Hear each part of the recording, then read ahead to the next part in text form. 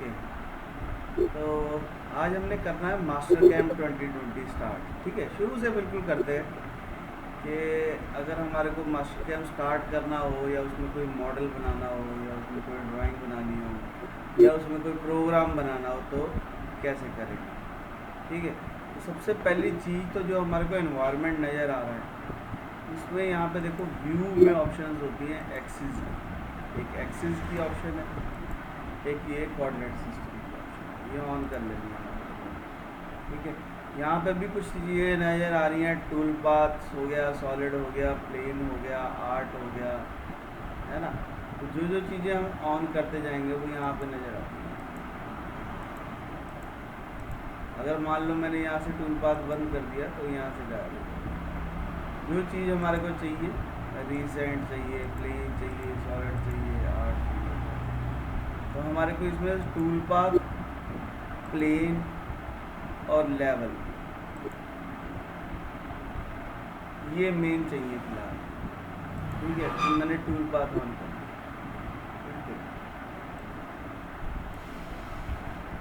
ठीक है, तो जब भी हमारे को कुछ भी बनाना होगा तो हमारे को वायर फ्रेम में जाना पड़ेगा, क्योंकि यहाँ पे वायर फ्रेम में सारी 2D की कमांड है, यहाँ पे 3D की कमांड है। सबसे पहली चीज़, क्योंकि हम मास्टर कैम्प कर रहे हैं प्रोग्रामिंग के लिए, तो हमारे को सबसे पहली चीज़ जो चाहिए वो चाहिए मशीन, कि कौन सी मशीन से मुझे काम करना है। तो वहाँ पे हम लेंगे मिलिंग मशीन, हमारे को चाहिए, तो यहाँ से मिलिंग मशीन ले लिया। अब मिलिंग मशीन करने क्या यहाँ पे काम करना है मेरे को, तो दो तरीके होते हैं। एक तो तरीका होता है कि हम मास्टर कैम्प में ही ड्राइंग बनाएं, और दूसरा तरीका होता है कि हम कहीं से मॉडल ले आएँ और उस पर काम करें। ठीक है, तो हम क्या करते हैं, एक आसान काम करते हैं कि हम बना बनाया मॉडल उठा लेते हैं।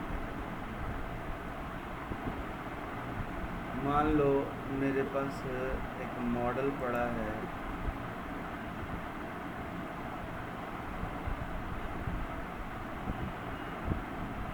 ये पार्ट्स के,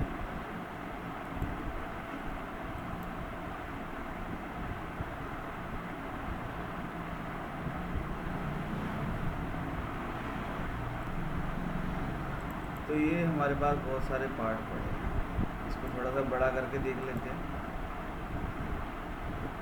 ठीक है, मैं आपको एक मास्टर कैम्प की बहुत अच्छी खासियत दिखाने वाला हूँ कि मास्टर कैम्प में हमारे को मॉडलिंग करने का क्या बेनिफिट है। ठीक है, तो मैंने इसको कहा कि मुझे ये वाला पार्ट चाहिए, कहता जो पिछले वाली फाइल है उसको ऑन करना है कि बंद कर देना है, कर दो उसे, कोई ज़रूरत नहीं हमारे को इसको। तो यानी कि अगर कोई सॉलिडवर्क्स में फाइल बनी है, कोई मास्टर के और किसी और सॉफ्टवेयर में बनी है, देखो ये सॉलिडवर्क्स की फाइल जो हमारे को नज़र आ रही है, ये सॉलिडवर्क्स की फाइल है। हम कोई भी फाइल ले सकते हैं, कि मुझे ये वाली फाइल, ये वाली फाइल चाहिए, ये वाली फाइल, जो भी फाइल चाहिए तो हम वो वाली फाइल पिक कर सकते हैं।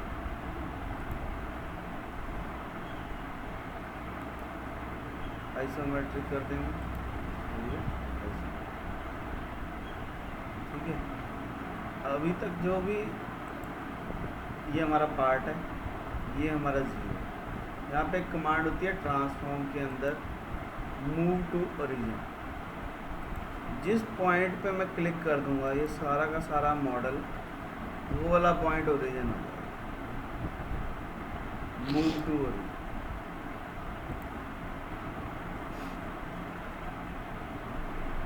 ऐसे केस में हमारे पास ये सेंटर पॉइंट है। ठीक है, तो जो पॉइंट को आप ज़ीरो बनाना चाहते हो वहाँ पे जाके क्लिक कर दोगे तो वो पॉइंट जो है ज़ीरो हो जाएगा। ठीक है, उसके बाद हम मशीन ले लेते हैं। ठीक है, तो ये जो हमने स्केच बनाया यहाँ पे, ये जो कमांड्स हैं मिलिंग की, ये 2D की हैं। ये 3D की है। इसका मतलब ये है कि हमारे पास यहाँ पे कोई 2D प्ले होना चाहिए, मतलब 2D यानी XY में ही काम करेगा ये। तो हम क्या कर सकते हैं, यहाँ पे वायर फ्रेम में एक हमारे पास ऑप्शन होती है कर्व ऑन एज। इसका मतलब ये है कि मैं कोई भी कर्व पिक कर लूँगा, वो एक तरीके से प्रोजेक्ट होती जाए। जहाँ जहाँ मैं क्लिक करता जाऊँगा कर्व जो है वहाँ वहाँ बनती जाएगी सेम साइज। ठीक है, यहाँ होम में जाके अगर मैं ब्लैंक कर दूँ इस मॉडल को, तो हमारे को सिर्फ कर्व मिल जाएगा। अगर मुझे वापस लेके आना है तो मैं इसको अनब्लैंक कर सकता हूँ। अगर मुझे ब्लैंक करना है तो मैं ब्लैंक कमांड लेके इस पर क्लिक करूँगा तो ये गायब हो जाएगा। ठीक है,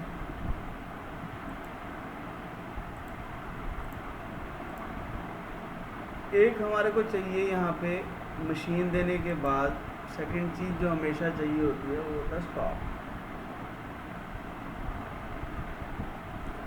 कि मुझे एक रॉ मटेरियल चाहिए जिसमें से मुझे कटिंग करना।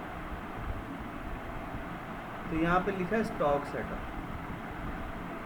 स्टॉक सेटअप पे क्लिक करेंगे तो यहाँ पे ऑप्शन आती है बाउंड्री बॉक्स। सबसे आसान तरीका बाउंड्री बॉक्स ही है, बाकी और भी कई तरीके हैं, बट सबसे पहले हम आसान वाला करते हैं। डिस्प्ले ऑन कर देना है ताकि मुझे नज़र आने लग जाए यहाँ पे। मैं कहा जी मुझे बाउंड्री बॉक्स चाहिए, इस ऑब्जेक्ट का बाउंड्री बॉक्स। ओके कर देंगे तो ये स्टॉक बन गया। अब अगर मैं ब्लैंक कर दूं अपने सॉलिड बॉडी को तो मुझे ब्लॉक भी नज़र आना शुरू हो जाएगा। ठीक है,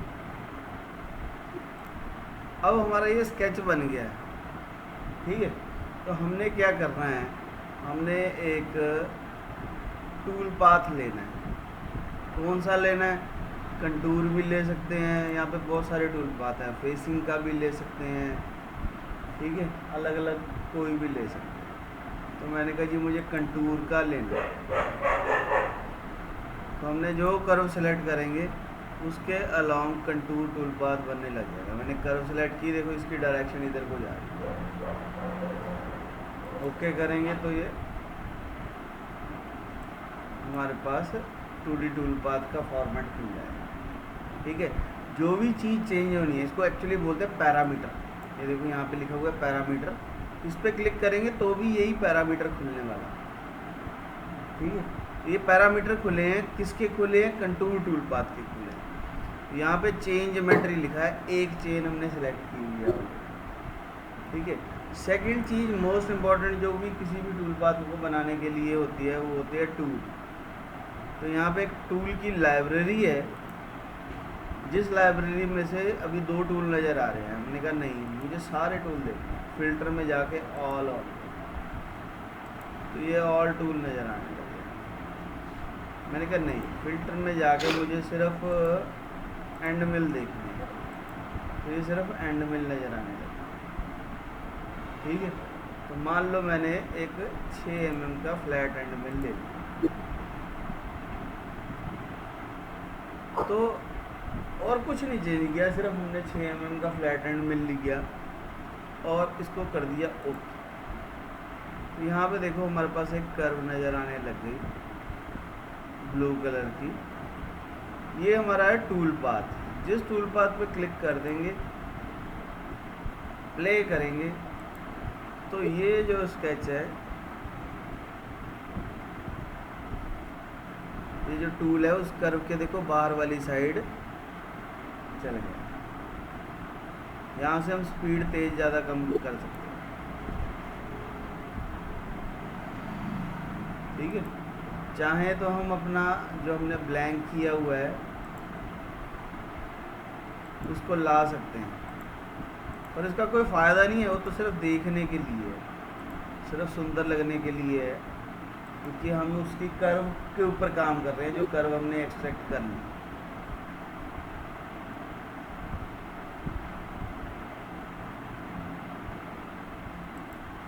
ठीक है, कर्व एक्सट्रैक्ट कर लिया हमने कर्व।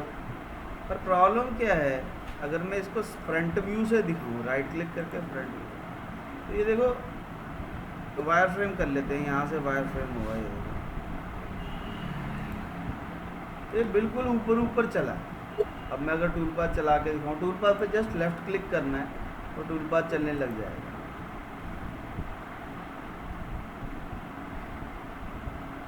तो अब ये बिल्कुल ऊपर ऊपर चला है 0 पे, ठीक है। तो यानी कि कुछ भी कटिंग नहीं होगी।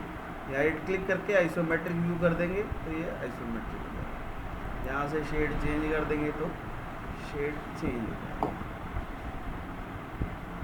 अब हमारे को चलाना है थोड़ा सा नीचे, तो हमने इसको बोला अच्छा एक और चीज़ भी कर सकते हैं हम। इसको अगर और अच्छे से देखना है तो यहाँ पे ऑप्शन होती है वेरीफाई की।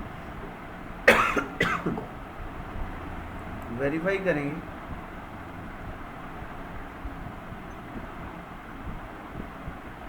और प्ले करेंगे तो ये देखो इसमें कुछ भी कटिंग नहीं करी है। तो अब हम क्या करेंगे, हमने इसको कहा नहीं, हमें थोड़ा सा तो नीचे जाना है, तो हम क्या करेंगे, पैरामीटर पे क्लिक करेंगे और पैरामीटर पे क्लिक करने के बाद यहाँ पे ऑप्शन होती है लिंकिंग पैरामीटर। इसमें हम वैल्यू जो है एब्सोल्यूट करके, क्योंकि हमारी मशीन एब्सोल्यूट है इसलिए हम यहाँ पे कर देंगे -2 है। ओके कर देंगे, रीजनरेट कर देंगे, वेरीफाई करेंगे। तो अब जो हमारा टूल है वो -2 mm कटिंग करेगा।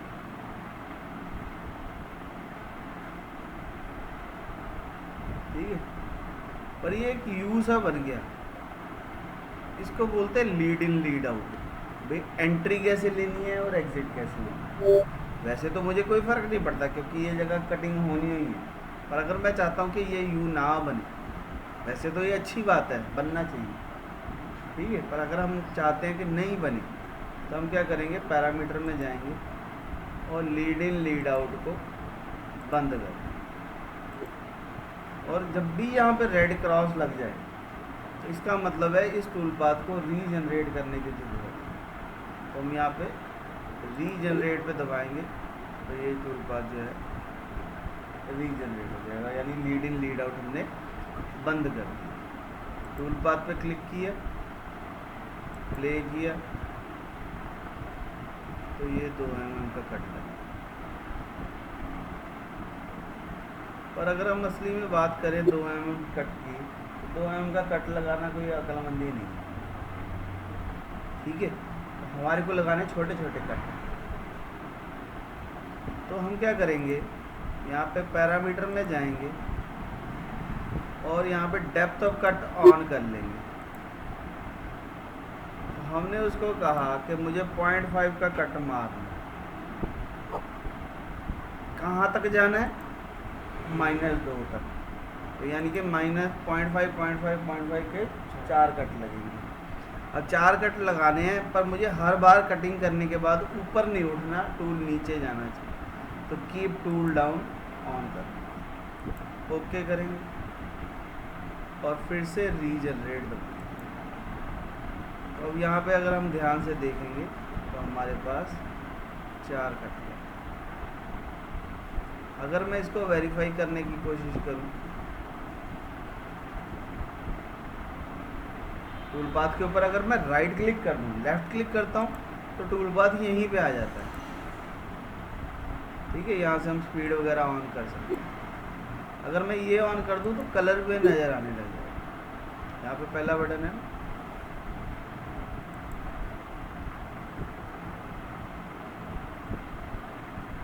अगर मैं यहाँ पे ऑन कर दूं तो ये क्विक वेरीफाई कहते हैं इसको। तो ये हमारे को दिखाएगा भी कितने एरिया में कटिंग होगी। अगर मैं यहाँ पे सेव का बटन दबा दूँ, सेव, तो क्या होगा, एक लेवल बन जाएगा। लेवल क्या है, लेयर की तरह, जैसे ऑटोकैड में लेयर्स होती हैं वैसे इसमें लेवल होते हैं। अब ये 255 नंबर लेयर में ये जो हमारी 4 लाइनें बनी हैं, वहाँ चली गई। दिखेंगी कैसे? हम क्या करते हैं, लेवल में जाएंगे और अपने 255 में आ जाएंगे और एक नंबर को हाइड कर देंगे।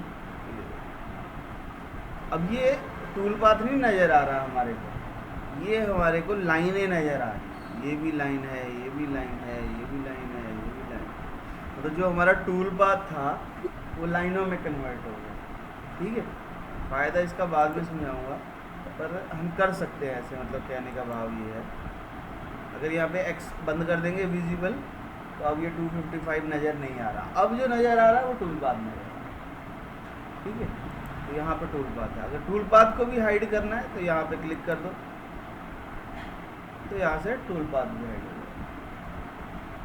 वापस लेके आना है, दोबारा उसी पे क्लिक कर दो, टूल पाथ वापस आ जाता है।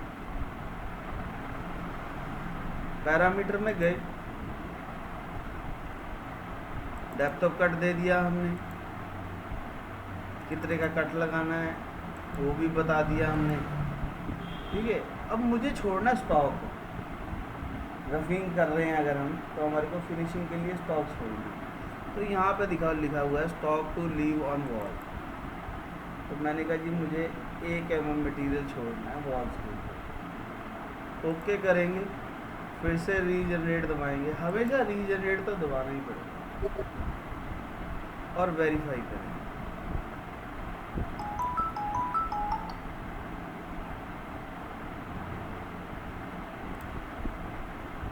ठीक है, तो ये मेरा टूल पाथ जो है क्रिएट हो गया। अब अगर मैं इसको वेरीफाई करके देखूंगा और प्ले करूंगा मैं इसको, तो इसने देखो 1 mm मटीरियल छोड़ दिया।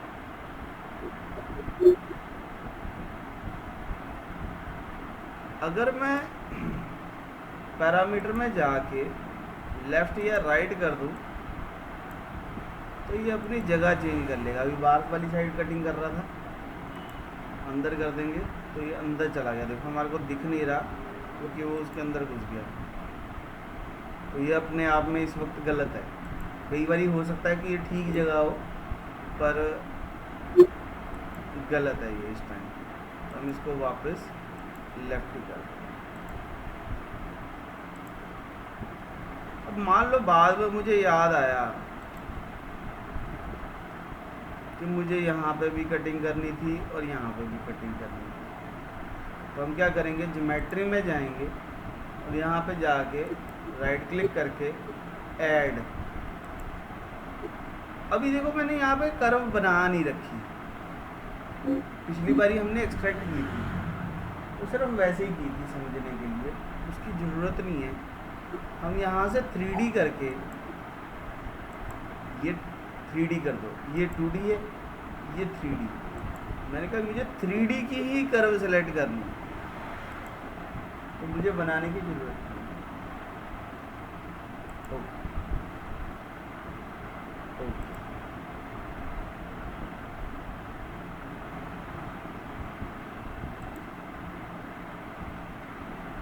पैरामीटर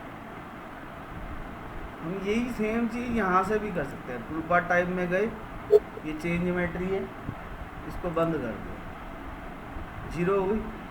अब यहाँ पे जाके दोबारा से सिलेक्ट कर, एक ये कर्व, ओके, एक ये कर्व, ओके, और वायर फ्रेम करके एक ये कर्व, ओके। तो यानी हमने 3 कर्वे सिलेक्ट किए। ठीक है, हुआ 2 क्यों, 3 चाहिए हमें। अच्छा, वो सॉलिड चेन के अंदर दोबारा, ठीक है, ओके ओके, और रीजन। तो ये तीनों में कटिंग। पर ध्यान से देखें तो इसमें अंदर वाली साइड चला है, उस दोनों में ठीक चला है।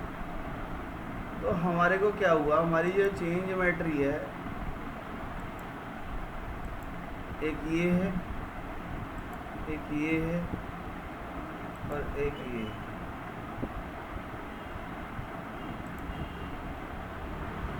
लूप 1 ये वाली लूप। ये देखो इसमें एक एरो बाहर वाली साइड है, इसमें एरो अंदर वाली साइड है। तो यानी कि ये वाली लूप में मुझे रिवर्स करना है, ठीक है। तो यानी कि अगर एरो बाहर की साइड होगा, इसका भी बाहर है, इसका भी बाहर है, तो ये तीनों एक ही डायरेक्शन में चले। टूल पाथ पे क्लिक किया, प्ले करके देखा,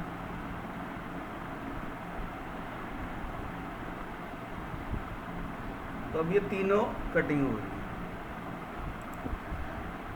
यहाँ पे पैरामीटर में एक और बड़ी अच्छी ऑप्शन है, डेप्थ ऑफ कट के अंदर बाय कंटूर या बाय डेप्थ। अभी क्या हो रहा था कि पहले एक में कटिंग होती थी, फिर उठ के दूसरे में जाता था, दूसरे में कटिंग होती थी, फिर तीसरे में। हमने कहा नहीं, बाय डेप्थ कर। बाय डेप्थ का क्या मतलब है अभी, हाँ, कि पहले एक कट लगेगा, फिर दूसरा कट लगेगा, यानी ये डेप्थ मेंटेन करता है। इसको वेरीफाई करके देखते हैं हम कि अभी क्या हो रहा है।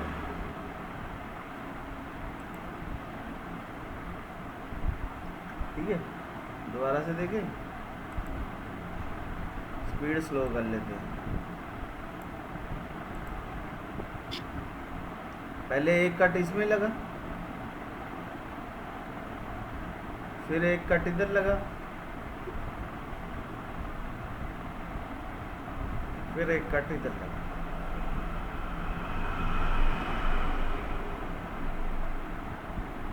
फिर एक कट इधर लगा, मतलब इस तरीके से चलता है। अगर हम इसको पैरामीटर में जाके बाय कंटूर कर देते हैं, रीजनरेट करना ही करना है, वेरीफाई,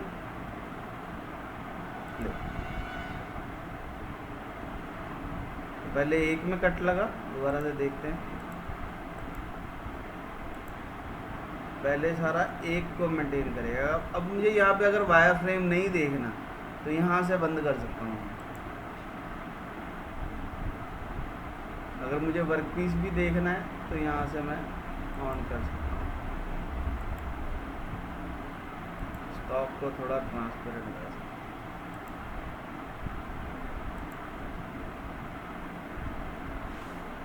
ठीक है, जो चीज़ देखनी है वो ऑन कर लो, जो चीज़ नहीं देखनी वो ऑफ कर सकते। पहले एक साइड कट लगा,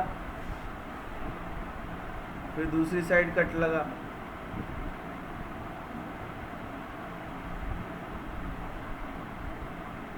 फिर तीसरी साइड कट लगा।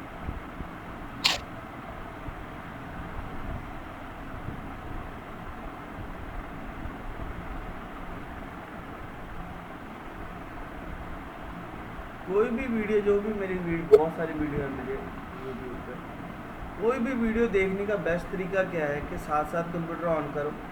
जैसे जैसे मैं यहाँ पे कर रहा हूँ वैसे वैसे करोगे तो बहुत इजीली समझ में आएगा, ठीक है ना।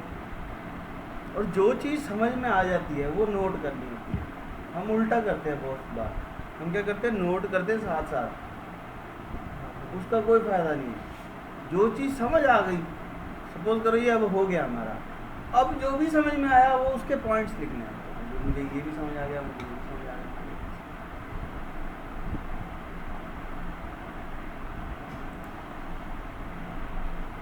इसको कर देता हूँ मैं बंद। अभी मुझे इसकी डेप्थ चेंज करनी है। मैंने कहा जी पैरामीटर में जाऊँगा, लिंकिंग पैरामीटर में जाऊँगा, यहाँ पर डेप्थ पे क्लिक करूँगा और ये नीचे वाली कर्व सेलेक्ट करूँगा। देखो उसने अपने आप वैल्यू ले ली। हाँ, मतलब मुझे वैल्यू भरने की ज़रूरत नहीं है, वो बहुत समझदार है।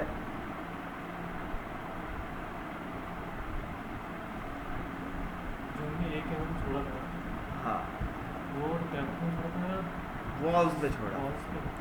यहाँ पे पैरामीटर में जाएंगे, डेप्थ कट में जाएंगे, और सॉरी कटिंग पैरामीटर में जाएंगे, यहाँ पे लिखा stock leave on walls.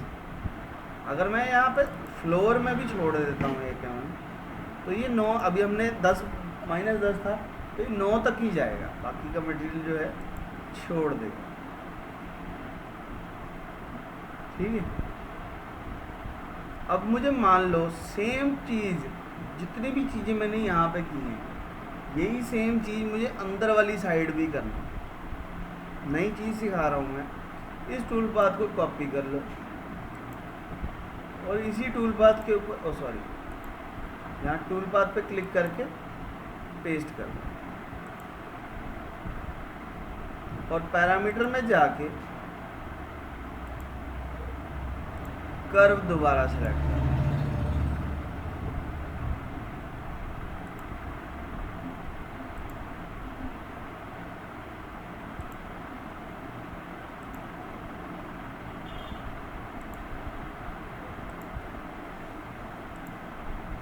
Curve दोबारा सेलेक्ट कर लिया, ओके कर दिया। और यहाँ पे कटिंग पैरामीटर में अब लेफ्ट की जगह राइट ही चलाना है, क्योंकि ये अंदर वाली साइड चलना है। बाकी हमारे को कुछ भी चेंज नहीं करना पड़ा, ना हमें जो टूल देना पड़ा, ना मुझे लिंकिंग पैरामीटर देने पड़े, ना मुझे डेप्थ देनी पड़ी, मुझे कुछ भी नहीं देना पड़ा। जो जो चीज़ें पहले वाले टूल पाथ में थी वही वही सेम जो सब कुछ इसमें हुआ। ठीक है। अगर मुझे दोनों टूल पाथ को इकट्ठे चलाना है तो यहाँ टूल पाथ पे क्लिक करो और इसको कर दो वेरीफाई, प्ले करेंगे।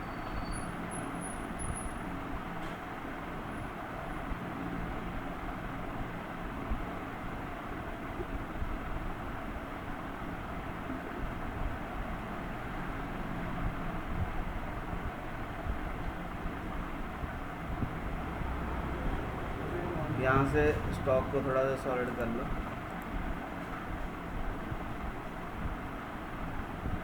तो ये -10 mm तक जा रहा है। इसको और सुंदर देखने के लिए यहाँ पे वेरीफाई में जाएंगे और कलर ऑन कर। अगर टूल पाथ चेंज होगा तो कलर भी चेंज होगा।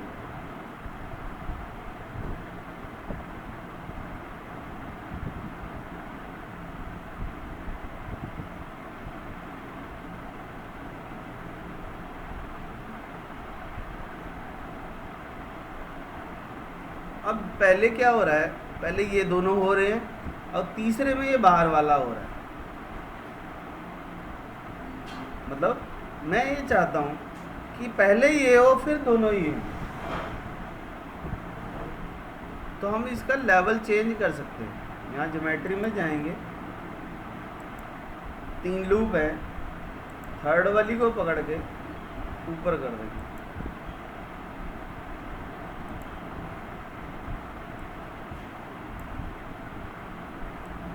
ये तो नीचे ही चाहिए।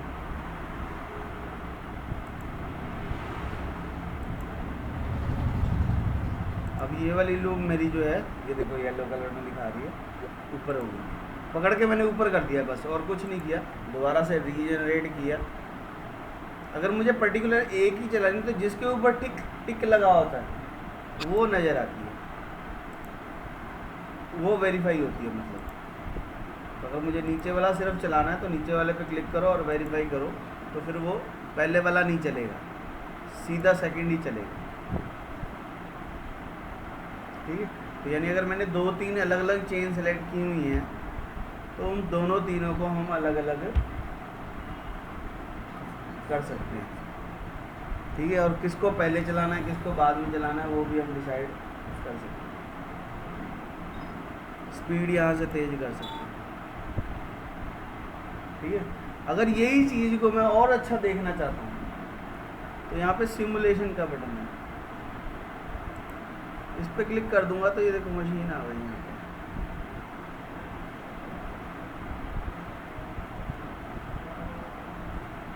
ठीक है। और अगर इसको प्ले करेंगे, थोड़ा स्पीड स्लो करता हूँ।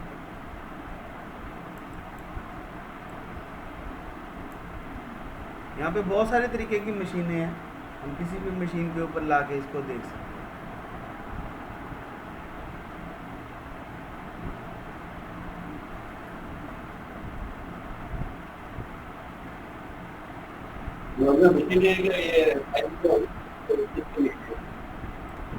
अब ये जो हमने मशीन ये जो चलाया सारा कुछ, यहाँ पे जी टोटल टाइम आ रहा है कि इसको कितनी देर लगेगी ऑपरेशन, 12 मिनट लगेंगे, है ना।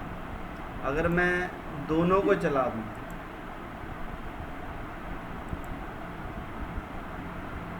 तो ये दिखा रहा है कि ये 21 मिनट लगेंगे, ठीक है।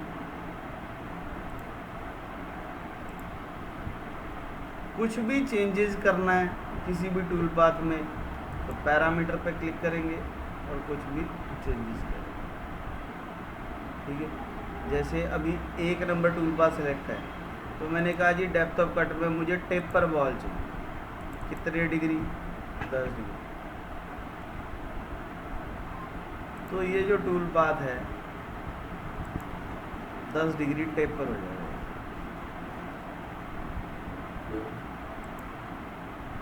अगर बंद कर देते हैं तो ये टूल पाथ जो है स्ट्रेट होता है यहाँ से। अगर हम पैरामीटर में टेपर बॉल दे देते हैं 10 डिग्री,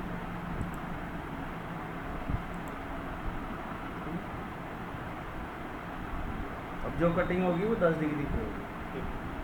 अगर